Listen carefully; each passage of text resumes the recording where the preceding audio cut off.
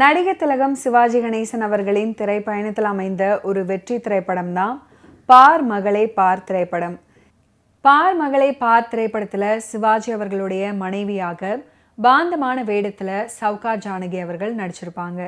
சவுகார் ஜானகி ஜமீன்தாரிணி, பதிக்கேற்ற பத்தினியாகவும் மகப்பேற்றில் மகிழும் தாயாகவும் தான் பெற்ற குழந்தையை தானே அறிந்து கொள்ள இயலாத நிலையில் தவிக்கும் அபலையாகவும் வந்து நடிப்புல சிவாஜி அவர்களுக்கு ஈடு கொடுப்பாங்க. சவுகார் ஜானகி ஏற்கும் கதாபாத்திரங்கள் அநேகமாக வைரவியம் அடைவது வழக்கம். இந்த படத்துல அந்த காட்சி இல்லாதது ஒரு மாறுதல். விஜயகுமாரி நன்றாக நடிச்சிருப்பாங்க. நிதானமாகவும் உணர்ச்சி கொந்தளிப்போடும் அவர் பேசும் அழகே போதும். காதலனை கண்டும் நேருக்கு நேர் சந்தித்து பேச முடியாத நிலையில் விஜயகுமாரியின் சகோதரியாக நடிக்கும் புஷ்பலதா எடுப்பாக தோன்றி எல்லாரையுமே கவருவாங்க. விஜயகுமாரியும் புஷ்பலதாவும் பரதநாட்டியம் ஆடும் காட்சி ரசிக்கும்படி அமைஞ்சிருக்கும். முத்துராமன், AVM ராஜன்.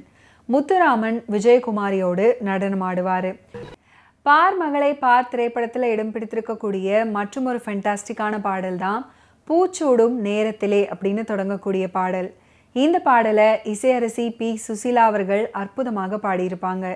பாடலுக்குண்டான வரிகளை கண்ணதாசன் அவர்கள் எழுதியிருப்பாரு.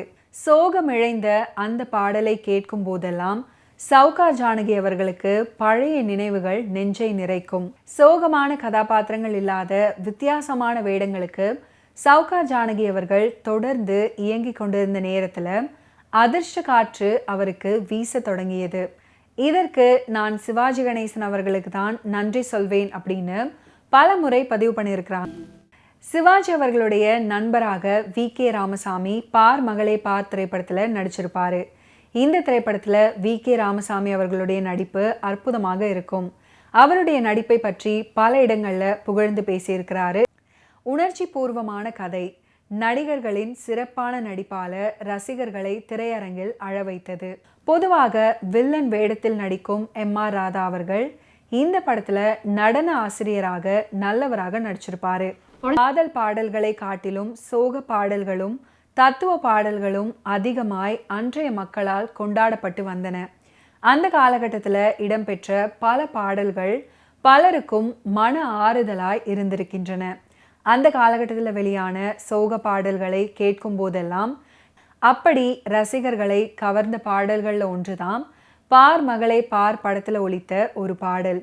மூத்த தலைமுறையினரை தந்தையின் ஸ்தானத்தில் வணங்குபவர்கள் அதிகம் விரும்பி கேட்கும் பாடல்களில் ஒன்றை அவர்களுக்கு சமர்ப்பணமாக விரும்பிய போது மனதில் வந்து நின்ற பாடல் இதுதான். சந்திராதான் தன் மகளாக இருக்கக்கூடும் அப்படின்ற போதிலும் காந்தாவின் படத்தை எடுக்க சொல்ல மாட்டேன் அப்படின்னு அப்போது படத்தில் ஒலிக்கிறது இந்த பாடல்.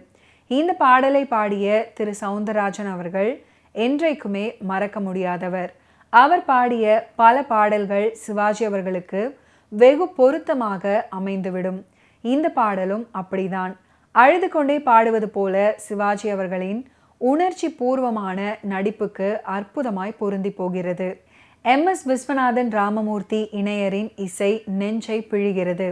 இந்த பாடல்ல பார் மகளே பார் அப்படின்ற வரிகள் பல துணிகளில் ஒலிக்கின்றன. படத்தில் பெயர் ஓடும் போதும் இதே வரிகளை முதன்மையாக கொண்டு ஒரு பாடல் ஒலிக்கும். இந்த பாடலை புனைந்தவர் கவியரசர் கண்ணதாசன். ஒவ்வொரு வரிகளும் உயிரோட்டமாக வருகின்றன.